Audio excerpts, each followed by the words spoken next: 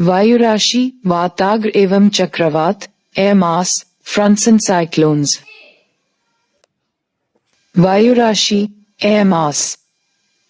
वायुमंडलीय हवा की ऐसी विशाल राशि जिसके भौतिक गुणों विशेषकर तापमान एवं आर्द्रता में विभिन्न ऊंचाइयों पर क्षैतिज दिशा में लगभग समानता पाई जाती है, वायु राशि कहते हैं। सामान्यतः वायु राशि काफी बड़े क्षेत्र, सैकड़ों वर्ग किमी पर विस्तृत होती है एवं इसमें अनेक परतें पाई जाती हैं। इसकी प्रत्येक परत की दशा प्रत्येक स्थान पर एक समान होती है। वायु राशि के समान गुणों को धारण करने के लिए अपेक्षित समय तक एक ऐसे धरातल पर स्थिरतापूर्वक स्थायी रहना आवश्यक होता है, जिसकी भौतिक दशाएं सर्वत्र एक समान हों। वे क्षेत्र जहां समान गुण धारण करने वाली वायु राशियां उत्पन्न होती हैं, वायु राशियों के उद्गम क्षेत्र, स्रोत अथवा उत्पत्ति प्रदेश कहे जाते हैं। इनकी उत्पत्ति के लिए एक विस्तृत स्थलीय धरातल अथवा महासागरीय भाग काफी उपयुक्त होता है, क्योंकि ऐसे क्षेत्रों में प्राप्त होने वाली सूर्यातप की मात्रा एक समान होती है। वायु राशियों की व्यवस्थित उत्पत्ति के लिए हवा का ऊपर से नीचे उतरना भी आवश्यक होता है, क्योंकि समान गुण वाले धरातल पर उतरने वाली वायु धीरे धीरे उसके गुणों को धारण कर लेती है और एक लंबे समय तक उनको धारण किए रहती है। जब कोई वायु राशि किसी ऐसे क्षेत्र में पहुंच जाती है जहां की धरातलीय दशाएं उसके स्रोत से भिन्न होती हैं, तो उसकी ऊष्मा तथा आर्द्रता संबंधी गुणों में परिवर्तन होने लगता है। वायु राशियों के प्रकार, टाइप्स ऑफ एयर मास। वायु राशियां मुख्य रूप से निम्नलिखित प्रकार की होती हैं। शीतल या ठंडी वायु राशि, कोल्ड और कोल्ड एयर मास। जब किसी वायु राशि का तापमान उसके स्थिर रहने या संचरण करने वाले धरातलीय क्षेत्र से तुलनात्मक रूप में कम होता है, तब उसे शीतल या ठंडी वायु राशि की संज्ञा दी जाती है। ठंडी वायु राशि की उत्पत्ति उपध्रुवीय अथवा आर्कटिक क्षेत्र में होती है। गर्म या उष्ण वायु राशि, वार्म एयर मास। जब किसी वायु राशि का तापमान उसके स्थिर रहने या संचरण करने वाले धरातलीय क्षेत्र से तुलनात्मक रूप से अधिक होता है, तब उसे गर्म या उष्ण वायु राशि कहा जाता है। इस तरह की वायु राशि नीचे से ठंडी हो जाती है, जिससे उसका निचला स्तर स्थिर होने लगता है, फलस्वरूप उसमें लंबवत गति का संचरण होने लगता है। इस वायु राशि की उत्पत्ति उपोष्ण कटिबंध के प्रतिचक्रवात क्षेत्र में होती है। जब किसी वायु राशि का तापमान उस क्षेत्र की अपेक्षा अधिक होता है जिस पर वह स्थित होती है या संचरण कर रही होती है, तब उसे गर्म या उष्ण वायु राशि कहा जाता है। गर्मियों में इन वायु राशियों का खिसकाव दक्षिणी महाद्वीपों से खिसककर अफ्रीका के सहारा में हो जाता है। उत्पत्ति क्षेत्र के आधार पर भी वायु राशियों का वर्गीकरण किया जाता है, जो निम्नलिखित हैं। उष्णकटिबंधीय वायु राशि, ट्रॉपिकल एयर मास। इनकी उत्पत्ति महासागरीय एवं महाद्वीपीय दोनों प्रकार के उष्णकटिबंधीय क्षेत्रों में होती है। ध्रुवीय वायु राशि, पोलर एयर मास। इनकी उत्पत्ति महासागरीय एवं महाद्वीपीय ध्रुवीय क्षेत्रों में होती है। ज्ञातव्य है कि महासागरीय वायु राशियों में आर्द्रता की मात्रा अधिक पाई जाती है, जबकि महाद्वीपीय वायु राशियां शुष्क प्रकृति वाली होती हैं एवं इनसे कम मात्रा में वृष्टि की प्राप्ति होती है। वायु राशियों को स्थिरता एवं अस्थिरता के आधार पर भी वर्गीकृत किया जाता है। स्थिर वायु राशि, स्टेबल एयर मास। जब किसी वायु राशि की सबसे निचली परत का तापमान उस धरातलीय सतह से अधिक होता है जिस पर वह संचरण कर रही होती है, तब वह नीचे से ठंडी होने लगती है एवं उसमें स्थिरता आने लगती है। अस्थिर वायु राशि, अनस्टेबल एयर मास। जब किसी वायु राशि की निचली परत का तापमान उस धरातलीय सतह से कम होता है जिस पर वह संचरण करती है, तो उसमें नीचे से गर्म होने की क्रिया प्रारंभ हो जाती है। इससे वायुराशि में लंबवत गति का आविर्भाव हो जाता है तथा वह अस्थिर हो जाती है। उपर्युक्त संपूर्ण वर्गीकरणों को सम्मिलित कर देने के पश्चात धरातल पर 16 प्रकार की वायुराशियों की उपस्थिति स्वीकार की गई है। विभिन्न प्रकार की वायु राशियों के वर्गीकरण हेतु अक्षर चिन्ह पदनाम का प्रयोग किया जाता है, जैसे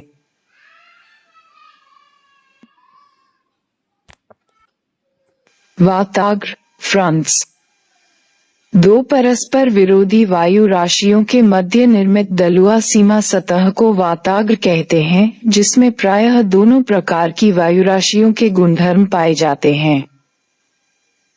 जब दो विपरीत तापक्रम वाली वायु राशि एक दूसरे से मिलने पर एक रेखा के सहारे क्षैतिज दिशा में फैलती है, तब जिस रेखा के सहारे हवाएं बाहर की ओर फैलती हैं, उसे बाह्य प्रवाह अक्ष रेखा कहते हैं। वाताग्र प्रदेश फ्रंटल जोन दो विपरीत दिशाओं से अभिसरण कन्वर्जेंस करने वाली हवाओं के बीच स्थित संक्रमण पेटी को वाताग्र प्रदेश की संज्ञा दी जाती है। इस संक्रमण क्षेत्र में दोनों हवाओं के गुण धर्मों का समावेश पाया जाता है। वाताग्र की उत्पत्ति से संबंधित प्रक्रिया वाताग्र उत्पत्ति फ्रंटोजेनेसिस कहलाती है, जबकि इनके समाप्त या नष्ट होने की प्रक्रिया को वाताग्र क्षय फ्रंटोलिसिस कही जाती है। धरातल के वाताग्र प्रदेश यदि संपूर्ण पृथ्वी पर होने वाले पवन प्रवाह पर ध्यान दिया जाए तो हवाओं के अभिसरण एवं वाताग्रों की उत्पत्ति से संबंधित निम्नलिखित 3 प्रदेशों की स्पष्ट स्थिति पाई जाती है। ध्रुवीय वाताग्र प्रदेश भूधरातल पर 30 डिग्री से 45 डिग्री अक्षांशों के बीच दोनों गोलार्धों में ध्रुवीय क्षेत्रों से आने वाली ठंडी एवं भारी तथा उष्णकटिबंधीय गर्म एवं हल्की हवाओं का अभिसरण पाया जाता है, जिसके कारण ध्रुवीय वाताग्रों की उत्पत्ति होती है। इस प्रकार के वाताग्र जाड़े में काफी शक्तिशाली होते हैं, जबकि गर्मियों में इनका प्रभाव कम हो जाता है। इस प्रकार के वाताग्रों का विस्तार मुख्य रूप से उत्तरी अटलांटिक एवं उत्तरी प्रशांत महासागरीय क्षेत्रों में पाया जाता है। आर्कटिक वाताग्र प्रदेश आर्कटिक क्षेत्र भी वाताग्र उत्पत्ति के आदर्श क्षेत्र माने जाते हैं, क्योंकि यहाँ महाद्वीपीय हवाओं के साथ ध्रुवीय सागरीय वायु राशियों का अभिसरण होता है। चूंकि इन दोनों प्रकार की वायु राशियों का तापमान अधिक भिन्न नहीं होता है, अतएव इनसे निर्मित होने वाले वाताग्रों की सक्रियता कम होती है। इस प्रकार के वाताग्र यूरेशिया एवं उत्तरी अमेरिका के उत्तरी भागों में अधिक बनते हैं। अंतः उष्णकटिबंधीय वाताग्र प्रदेश वाताग्र उत्पत्ति का ये क्षेत्र भूमध्य रेखीय निम्न वायुदाब कटिबंध में पाया जाता है, जहां उत्तरी पूर्वी तथा दक्षिणी पश्चिमी व्यापारिक हवाएं अभिसरण करती हैं। इसके अभिसरण के कारण ही यहाँ हवाएं संवहनीय धाराओं के रूप में उठकर घनघोर वर्षा कराती हैं। वाताग्र की उत्पत्ति का ये क्षेत्र गर्मियों में उत्तर तथा शीतकाल में दक्षिण की ओर स्थानांतरित होता रहता है, जिसके कारण ऐसे वाताग्रों का प्रभाव क्षेत्र भी परिवर्तित होता रहता है। वाताग्र के प्रकार सामान्यतया वाताग्रों को 4 प्रकारों में वर्गीकृत किया जाता है। उष्ण वाताग्र वार्म फ्रंट जब उष्ण वायु राशि एक प्रदेश से दूसरे प्रदेश की ओर संचालित होती है तो वह गर्म एवं हल्की होती है तथा उसका स्वभाव आक्रामक होता है एवं वह उस प्रदेश में पहले से विद्यमान ठंडी वायु राशि के ऊपर चढ़ जाती है। इस प्रकार से निर्मित वाताग्र को उष्ण वाताग्र कहा जाता है। उष्ण वाताग्र का ढाल हल्का होने से वर्षा लंबे समय तक एवं अधिक क्षेत्र पर विस्तृत एवं हल्की होती है। उष्ण वाताग्र में बादलों में कई बार परिवर्तन होता है। किसी स्थान पर उष्ण वाताग्र आने का सबसे पहला चिन्ह पक्षाभ मेघों का प्रकट होना है। कुछ ही देर में ये पक्षाभ स्तरीय तथा उच्च स्तरीय मेघ में परिवर्तित हो जाते हैं। अगले दिन बादल बहुत नीचे हो जाते हैं और वर्षा स्तरीय मेघ छा जाते हैं। आकाश पुनर्तः बादलों से ढक जाता है। तीसरे दिन वर्षा शुरू हो जाती है जो लगभग 2 दिन तक लगातार होती है। इसके बाद कोहरा छा जाता है। जब हवा दक्षिण पश्चिम की ओर घूमती है तो आकाश साफ और मौसम गर्म व आर्द्र हो जाता है। शीत वाताग्र कोल्ड फ्रंट जब किसी क्षेत्र में ठंडी एवं भारी वायु आक्रामक स्वरूप वाली होती है, तब वह गर्म तथा हल्की वायु राशि को ऊपर उठाने में समर्थ हो जाती है। इस क्रिया से निर्मित वाताग्र को शीत वाताग्र कहते हैं। शीत वाताग्र का ढाल अधिक होता है। यदि यह वाताग्र तेजी से आगे बढ़ता है तो मौसम साफ होता है, अन्यथा रुकने पर आकाश में कपासी मेघ के कारण वर्षा तीव्र गति से होती है। ताप कम एवं दाब अधिक होता है। इसमें वर्षा बिजली की चमक तथा बादलों की गर्जन के साथ होती है। कभी कभी ओले भी पड़ते हैं। शीत वाताग्र गुजर जाने के पश्चात वर्षा समाप्त हो जाती है तथा बादल छटने लगते हैं। इसके पश्चात उत्तर पश्चिमी ठंडी हवा चलने लगती है। अधिविष्ट वाताग्र ओक्लूडेड फ्रंट अधिविष्ट वाताग्र का निर्माण तब होता है जब शीत वाताग्र तीव्र गति से आगे बढ़ते हुए उष्ण वाताग्र से मिल जाता है एवं गर्म तथा हल्की वायु राशि का धरातल से संपर्क पुनर्तः समाप्त हो जाता है। स्थायी वाताग्र स्टेशनरी फ्रंट जब दो वायु राशियां जिनका स्वभाव एक दूसरे के विपरीत होता है, क्षैतिज रूप में एक दूसरे के समानांतर प्रवाहित होती हैं एवं इनमें ऊपर उठने की क्रिया नहीं पाई जाती, तब दोनों के बीच निर्मित वाताग्र को स्थायी वाताग्र की संज्ञा दी जाती है। चक्रवात साइक्लोन्स वायुमंडल में मिलने वाले महत्वपूर्ण पवन विक्षोभों को चक्रवात साइक्लोन्स की संज्ञा से अभिहित किया जाता है, जो वास्तव में निम्न वायुदाब के क्षेत्र होते हैं और जिनके चारों ओर संकेंद्रीय समवायुदाब रेखाएं पाई जाती हैं। इनमें अंदर से बाहर की ओर जाने पर वायुदाब क्रमशः बढ़ता जाता है। अतएव परिधि से केंद्र की ओर तीव्र गति से पवन का संचार होता है। चक्रवात प्रायः गोलाकार, अंडाकार अथवा अंग्रेजी भाषा के वी अक्षर के आकार के होते हैं। चक्रवातों को मौसम एवं जलवायु की दृष्टि से काफी महत्वपूर्ण माना जाता है, क्योंकि ये जिस स्थान पर पहुंचते हैं वहां वर्षा तथा तापमान की मात्रा में अचानक परिवर्तन आ जाता है। चक्रवातों में वायु का संचार उत्तरी गोलार्ध में घड़ी की सुइयों के प्रतिकूल तथा दक्षिणी गोलार्ध में इनकी अनुकूल दिशा में होता है। चक्रवात का विकास सामान्यतः पछुआ पवनों में ही होता है। चक्रवातों में सर्वाधिक गति टॉर्नेडो की होती है। टॉर्नेडो नामक चक्रवात संयुक्त राज्य अमेरिका की मिसिसिपी घाटी की चारित्रिक विशेषता है। इस प्रकार का चक्रवात पश्चिमी अफ्रीका के गिनी तट पर भी आता है। चक्रवातों के प्रकार प्रायः स्थिति के आधार पर चक्रवातों को 2 वर्गों में रखा जाता है। शीतोष्णकटिबंधीय चक्रवात टेम्परेट साइक्लोन्स शीतोष्णकटिबंधीय क्षेत्रों में ध्रुवीय क्षेत्रों से आने वाली ठंडी एवं भारी तथा दूसरी ओर से प्रचलित पछुआ पवनों के रूप में 2 भिन्न स्वभाव वाली पवनों का सम्मिलन होता है, किंतु ये पवनें मिश्रित न होकर अपनी तापमान एवं आर्द्रता संबंधी विभिन्नता को बनाए रखती हैं, जिसके कारण इनके बीच सीमांत या वाताग्र का निर्माण हो जाता है।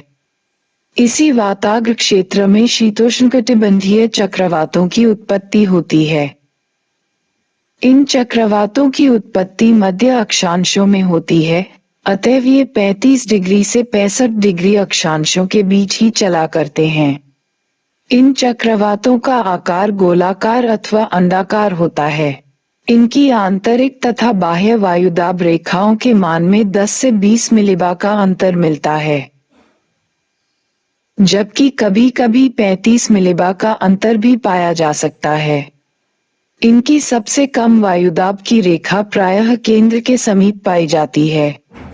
इनका विस्तार 1000 से 2000 किलोमीटर व्यास वाला भी पाया जाता है, किंतु अधिकांश चक्रवात कम क्षेत्र पर ही विस्तृत होते हैं।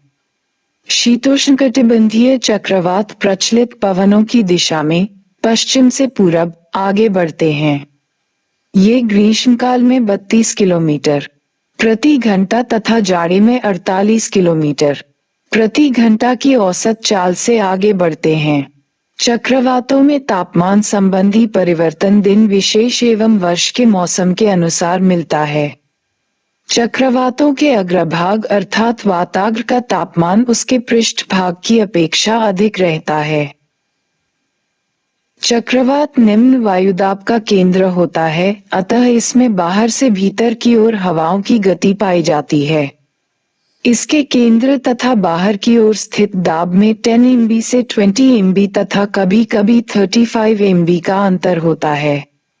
इसका व्यास अधिकतम 1920 किलोमीटर तथा न्यूनतम 1040 किलोमीटर होता है। केंद्रीय भाग में पहुंचने वाली हवाएं ऊपर उठकर पुनः बाहर की ओर चली जाती हैं, जिससे उसके केंद्र में सदैव निम्न वायुदाब का क्षेत्र बना रहता है।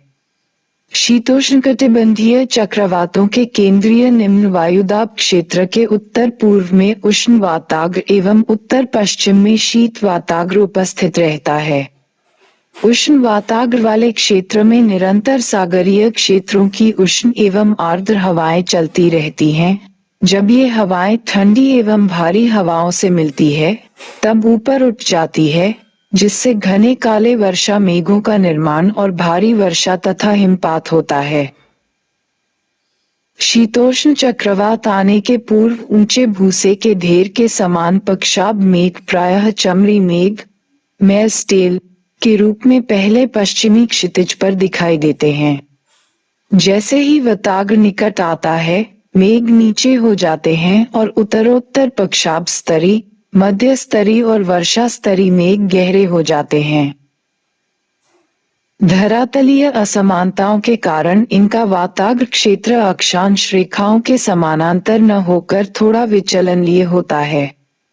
मध्यवर्ती अक्षांशों में ये वर्षा के प्रमुख कारण होते हैं और क्षेत्रीय तापमान के अनुसार इनसे वर्षा या हिमवृष्टि की प्राप्ति होती रहती है। शीतोष्णकटिबंध में प्रत्येक 2 चक्रवातों के बीच प्रतिचक्रवात की उपस्थिति पाई जाती है। प्रतिचक्रवात के पहुंचते ही वायुदाब में वृद्धि हो जाती है तथा मौसम साफ एवं शुष्क हो जाता है। शीतोष्ण चक्रवात के उत्पत्ति के केंद्र उत्तरी अमेरिका के उत्तर पूर्वी तटीय भाग से उत्पन्न शीतोष्ण चक्रवात पछुआ पवनों के साथ पूर्व दिशा की ओर जाते हुए यूरोप के मध्यवर्गीय भाग तक पहुंचते पहुंचते विलीन हो आते हैं। एशिया के उत्तर पूर्व तथा पूर्वी तटीय भाग से उत्पन्न शीतोष्ण चक्रवात उत्तर पूर्व दिशा की ओर गति करते हुए अल्यूशियन एवं उत्तरी अमेरिका के पश्चिमी तटीय भाग तक पहुंचते हुए विलीन हो जाते हैं। अटलांटिक महासागर से उत्पन्न शीतोष्ण चक्रवात भूमध्य सागर को पार करते हुए एशियाई तुर्की से प्रवेश कर ईरान, पाकिस्तान व पश्चिमी भारत तक अपना प्रभाव दिखाते हैं।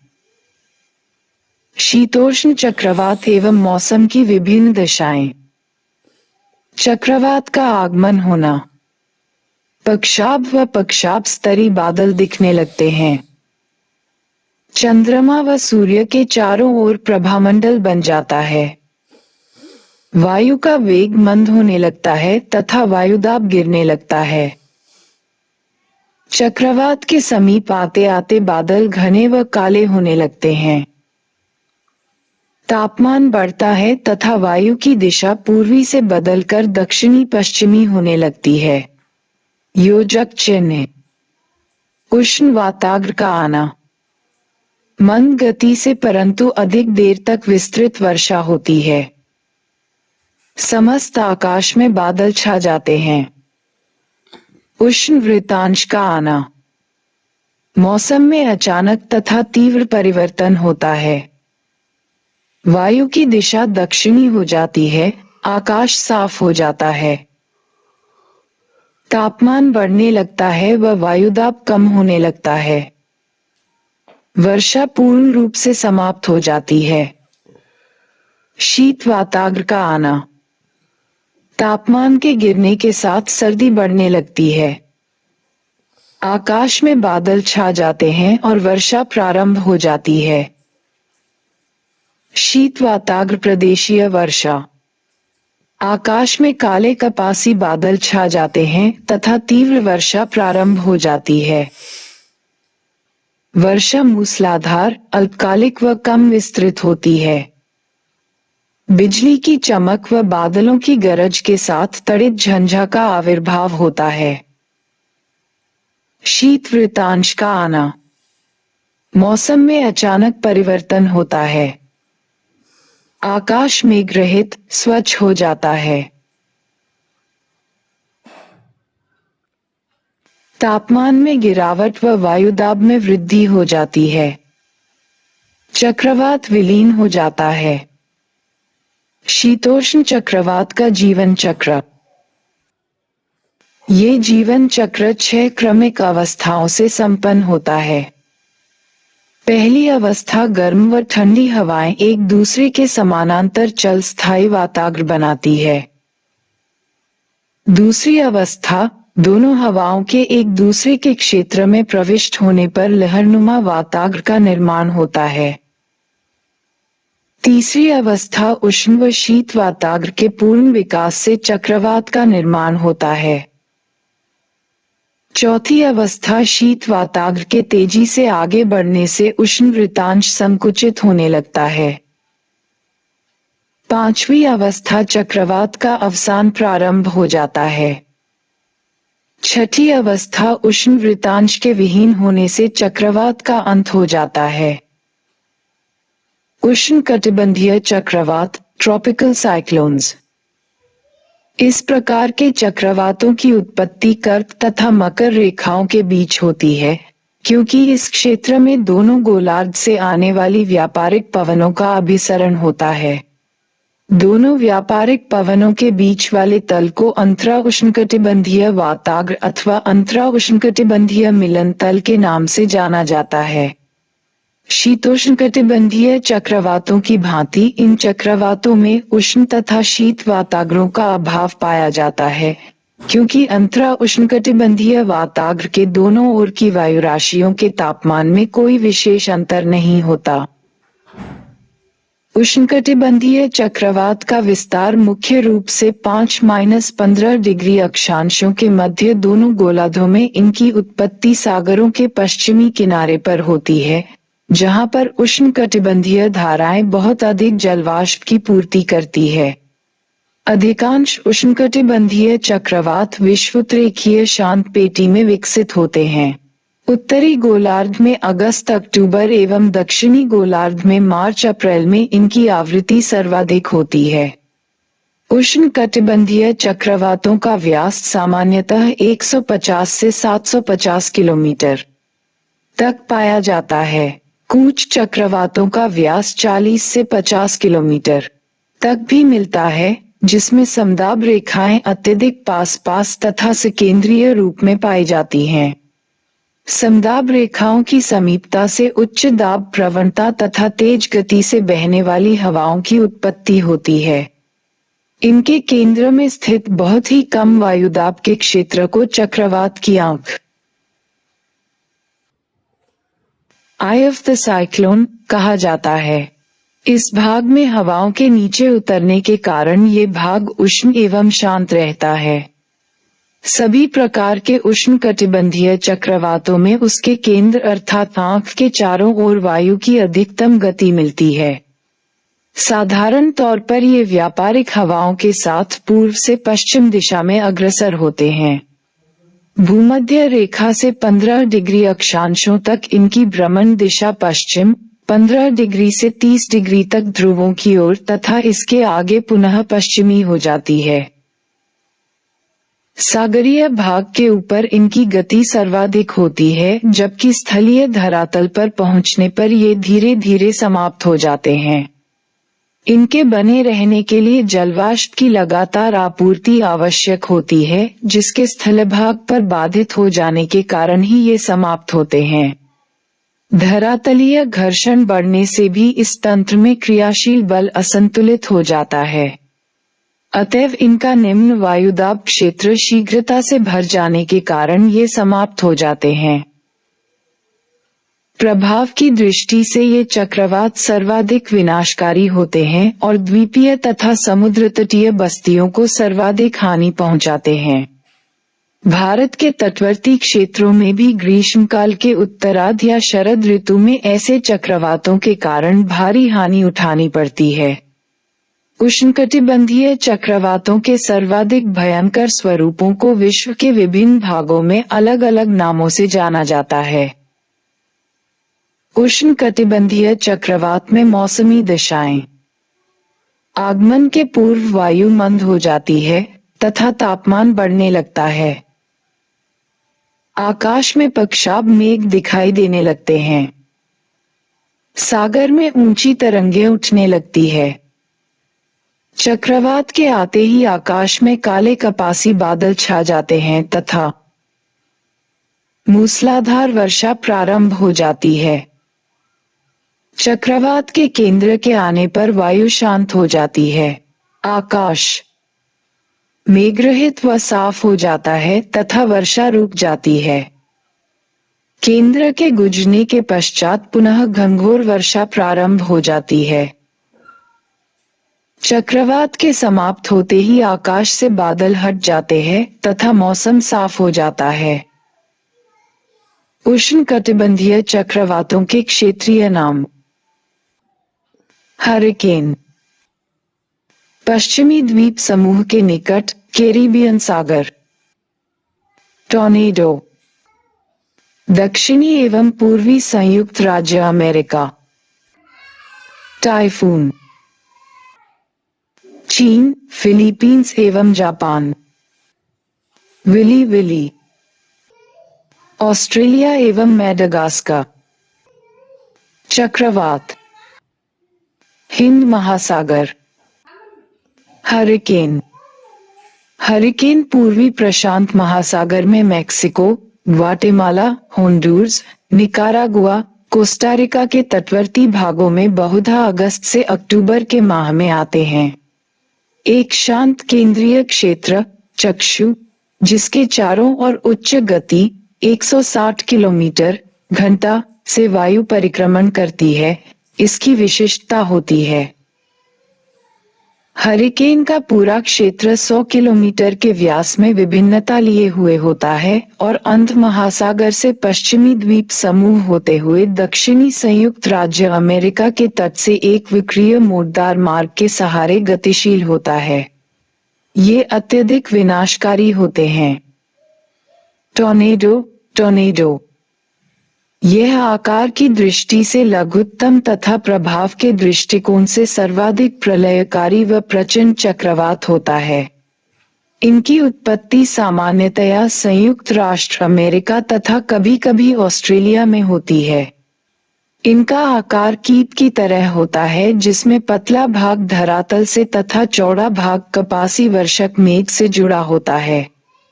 इसका व्यास 90 मीटर से 400 मीटर तक होता है तथा धूल, रेत व मलबे की अत्यधिक मात्रा होने के कारण इसका रंग काला होता है। इसमें हवाओं की गति 400 किलोमीटर प्रति घंटे से अधिक होती है। ये अक्सर बसंत एवं ग्रीष्म ऋतु में ही चला करते हैं। इसके कारण मकानों की छतें उड़ जाती है। वृक्ष, बिजली के खंभे, तार आदि उखड़ जाते हैं। ये अपार क्षति पहुंचातक हैं। टाइफून, चीन सागर और पश्चिमी प्रशांत महासागर में उष्णकटिबंधीय चक्रवातों को टाइफून कहा जाता है। ये जून से दिसंबर के मध्य आते हैं। टाइफून की तीव्रता एवं परिणाम सामान्यतः हरिकेन से अधिक होता है। यह निम्न भार का गहरा तंत्र होता है, जिसमें तेज हवाएं एवं भारी वर्षा होती है, जो उग्र पवनों को उत्पन्न करता है और भारी वर्षा करता है। ये प्रशांत महासागर के विशाल क्षेत्र में आते हैं जहां उष्णकटिबंधीय चक्रवातों की आवृत्ति अधिक है। चक्रवात। हिंद महासागर में उष्णकटिबंधीय चक्रवातों को चक्रवात कहा जाता है। उत्तरी गोलार्ध में ये बंगाल की खाड़ी और अरब सागर में शरद ऋतु सितंबर से अक्टूबर में आते हैं तथा मेडागास्कर एवं मोजाम्बिक में मार्च और अप्रैल में आते हैं। तड़ित झंझा। गर्जन, तड़ित और भारी वर्षा अथवा ओलों सहित तूफान को तड़ित झंझा कहा जाता है। ये प्रायः अस्थिरता की चरम अवस्था प्रायः शीत वताग्र से गुजरने से संबंधित अथवा धरातल के अत्यधिक तापन और वायु के संवाहनिक रूप से ऊपर उठने से निरूपित होता है। जलवाष्प के भारी मात्रा में संघनन द्वारा अत्यधिक ऊर्जा छोड़ी जाती है। विषुवतरेखीय प्रदेशों और अंतर उष्णकटिबंधीय अभिसरण मंडल (ITCZ) में अनेक तड़ित झंझा का अनुभव होता है। पूर्वी अफ्रीका के युगांडा के कंपाला जो विषुवत रेखा पर स्थित है, जहां वर्ष में 242 दिन तड़ित झंझा आती है। तड़ित और मेघ गर्जन। तड़ित का अर्थ प्रकाश की चमक से है जो विशाल विद्युत विसर्जन से होता है। इसके कारण वायु का तापमान बहुत अधिक हो जाता है। यह अतिताप वायुमंडल से होकर प्रघाती तरंग को वापस भेजती है, जिसे तड़ित झंझा कहा जाता है। ऐसा तड़ित जिसके साथ गर्जन नहीं होता उसे ताप तड़ित कहा जाता है। तड़ित विसर्जन मेघ में विभिन्न स्तरों के बीच एक मेघ से दूसरे मेघ तक अथवा मेघ आधार से जमीन तक अनुप्रस्थ हो सकता है। इस प्रकार गर्जन एक विस्फोटक ध्वनि होती है क्योंकि तड़ित विसर्जन के अधिक ताप के प्रति उत्तर में वायु कारक विस्तारित होती है और उसके बाद ठंडी होकर सिकुड़ जाती है। प्रति चक्रवात एंटीसाइक्लोन्स। उच्च दाब के केंद्र को प्रति चक्रवात कहा जाता है। यह एक ऐसा क्षेत्र होता है जिसमें वायुमंडलीय दाब निकटवर्ती क्षेत्र की तुलना में अधिक रहता है और कम से कम एक बंद समदाब रेखा होती है। उत्तरी गोलार्ध में प्रति चक्रवात में सामान्य पवन परिसंचरण दक्षिणावर्त और दक्षिणी गोलार्ध में वामावर्त रहता है। प्रति चक्रवातों का व्यास कुछ 100 किमी से कुछ 1000 किमी का हो सकता है। ये चक्रवात धीमे चलते हैं तथा इनका मार्ग भी तय नहीं होता है। महासागरों पर ग्रीष्म ऋतु में प्रति चक्रवात धीरे चलते हैं एवं धरातल की गर्मी से गर्म हो जाते हैं, जिससे गर्म लू चलती है जो स्वास्थ्य एवं आर्थिक क्रियाओं के लिए अहितकर होती है। भूमध्य रेखीय क्षेत्रों में प्रति चक्रवातों का सर्वथा अभाव पाया जाता है, किंतु उपोष्णकटिबंधीय उच्च वायुदाब वाले क्षेत्रों में सर्वाधिक प्रति चक्रवातों का निर्माण होता है। प्रति चक्रवात में वाताग्र नहीं बनते तथा इनमें चक्रवातों के विपरीत मौसम साफ एवं सुहावना रहता है। आकार की दृष्टि से ये गोलाकार या वी के आकार के हो सकते हैं। इनमें दाब प्रवणता कम 10 से 15 मिलीबार तक होती है। इनका व्यास चक्रवातों से कई गुना अधिक होता है और ये काफी बड़े क्षेत्र पर विस्तृत होते हैं। प्रति चक्रवातों के आगे बढ़ने की सामान्य गति 30 से 50 किलोमीटर प्रति घंटा तक पाई जाती है, किंतु इनका किसी स्थान पर कई दिनों तक स्थिर रह जाना भी असंभव नहीं होता। प्रति चक्रवात के प्रकार टाइप्स ऑफ एंटीसाइक्लोन। प्रति चक्रवातों को 3 प्रकारों में बांटा जा सकता है। 1. शीतल प्रतिचक्रवात। इनकी उत्पत्ति आकृतिक क्षेत्रों में होती है तथा ये कनाडा, संयुक्त राज्य अमेरिका, रूस, चीन, जापान को प्रभावित करते हैं। गर्म प्रतिचक्रवातों से इनका आकार छोटा होता है तथा ये तीव्र गति से आगे बढ़ते हैं। इनकी गहराई कम होती है तथा ऊंचाई 3000 मीटर से अधिक नहीं होती है। 2. गर्म प्रतिचक्रवात। इनकी उत्पत्ति शीतोष्ण उच्च वायुदाब पेटी में होती है। इनका आकार विशाल होता है तथा इनकी गति कम होती है। ये कम सक्रिय होते हैं तथा इनमें हवा धीमी, आकाश में ग्रहित एवं स्वच्छ होता है। 3. अवरोधी प्रतिचक्रवात इनकी उत्पत्ति क्षोभ मंडल के ऊपरी भाग में वायु संचार के अवरोध के कारण होती है। ये सामान्यतया उत्तर पश्चिमी यूरोप, निकटवर्ती अटलांटिक महासागर तथा मध्य उत्तरी प्रशांत महासागर के पश्चिमी भाग में उत्पन्न होते हैं। इनका आकार छोटा तथा गति मंद होती है एवं इनकी वायु प्रणाली, मौसम संबंधी विशेषताएं गर्म प्रति चक्रवातों के समान होती है। चक्रवातों का नामकरण। चक्रवातों के नामकरण की प्रक्रिया 1953 से शुरू हुई, जिसके अनुसार चक्रवातों का नाम अंग्रेजी वर्णमाला के वर्णों के आधार पर किया जाता था। चक्रवातों के नामकरण के पूर्व चक्रवातों को उनकी भौगोलिक स्थिति अर्थात अक्षांश व देशांतर के आधार पर पहचाना जाना जाता था। 1979 से चक्रवातों का नामकरण महिलाओं के नाम पर किया जाने लगा, किंतु बाद के वर्षों में चक्रवातों के नाम पुरुषों के नाम पर भी रखे जाने लगे। विश्व मौसम संगठन ने नामों की सूचियां तैयार की हैं, अर्थात 6 वर्ष बाद किसी चक्रवात का नाम पुनः रखा जा सकता है, जिनमें विनाशकारी चक्रवातों के नाम हटा दिए जाएंगे। वर्ष 2004 से हिंद महासागर में आने वाले चक्रवातों का नामकरण इस क्षेत्र के देशों भारत, पाकिस्तान, श्रीलंका, म्यांमार, मालदीव, थाईलैंड और ओमान द्वारा किए जाते हैं। भारत में उष्णकटिबंधीय चक्रवात। भारत में अरब सागर और बंगाल की खाड़ी में उत्पन्न होने वाले अवदाबों का प्रभाव सामान्य बात है। ये अप्रैल से नवंबर के बीच आते हैं।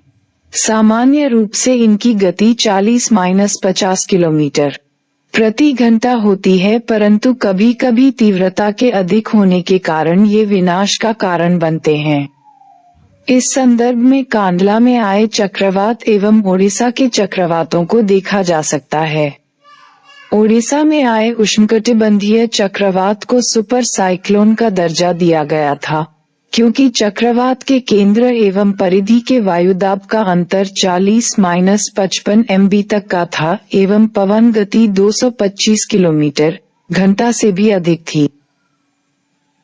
वर्तमान समय में इन चक्रवातों के पूर्वानुमान के लिए भारत में 3 तरह के उपाय किए जा रहे हैं।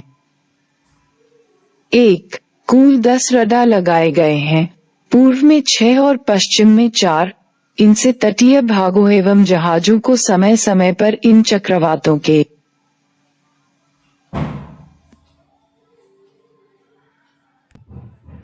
वायुदाब व गति संबंधी जानकारी मिलती रहती है। 2. हवाई जहाजों के द्वारा भी रेडियो तरंगों को भेजकर चक्रवातों के क्रियाविधि संबंधी जानकारी प्राप्त कर इनके बारे में पूर्वानुमान लगाया जाता है। 3. उपग्रहों के द्वारा और भी सूक्ष्मतर तरीकों से इन चक्रवातों के संबंध में जानकारी प्राप्त की जाती है। इस प्रकार वर्तमान समय में कम से कम 48 घंटे पहले इन चक्रवातों की सूचना दी जा रही है, परंतु महाचक्रवात के आने पर चक्रवात के प्रभाव की जानकारी दे पाना आसान नहीं रहता। चक्रवात के आने की जानकारी मछुआरों को और तटीय क्षेत्र के निवासियों को मौसम विभाग से प्राप्त सूचना के आधार पर पूर्व में ही दे दी जाती है, परंतु उस पर उनके द्वारा अधिक ध्यान नहीं दिए जाने के कारण अधिक नुकसान उठाना पड़ जाता है।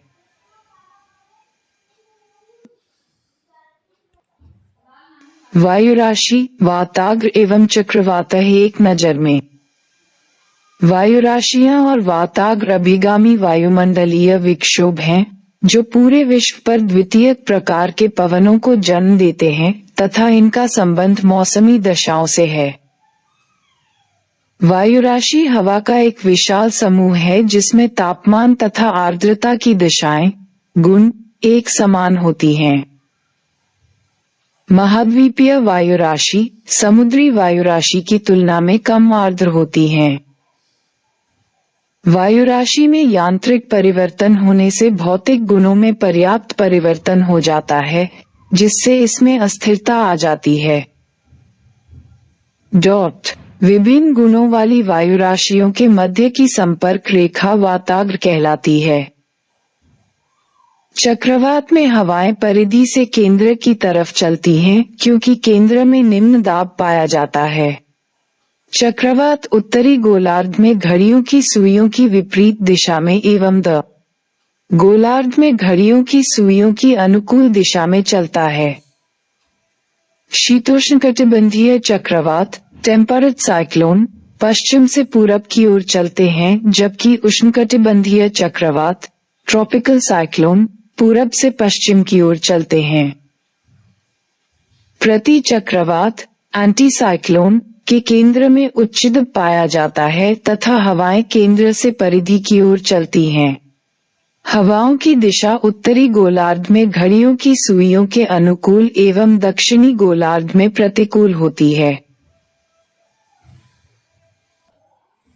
चक्रवातों से वर्षा होती है, जबकि प्रति चक्रवातों से मौसम साफ होता है। शीतल प्रति चक्रवात आर्कटिक क्षेत्र में उत्पन्न होकर पूरब एवं दक्षिण पूरब दिशा की ओर चलते हैं। गर्म प्रति चक्रवात शीतोष्ण उच्च वायुदाब की पेटी में उत्पन्न होते हैं। ये दक्षिणी पूर्वी अमेरिका और पश्चिमी यूरोप के देशों को अधिक प्रभावित करते हैं। अवरोधी प्रति चक्रवात ब्लॉकिंग एंटी साइक्लोन की अवधारणा नवीन है। क्षोभमंडल के ऊपरी भाग में वायु संचार के अवरोध के कारण इनकी उत्पत्ति होती है। चक्रवात के अग्रभाग को वाताग्र कहते हैं। विश्व का सर्वाधिक प्रचंड विनाश एवं वेग वाला चक्रवात टॉर्नेडो है। जलस्तंभ वाटर स्पॉन्ड सागर तल पर उत्पन्न टॉर्नेडो को जलस्तंभ कहते हैं। कर्क एवं मकर रेखाओं के मध्य उत्पन्न चक्रवातों को उष्णकटिबंधीय चक्रवात कहते हैं। भूमध्य रेखीय भागों में प्रति चक्रवात का अभाव होता है। प्रति चक्रवात में वाताग्र नहीं बनते हैं।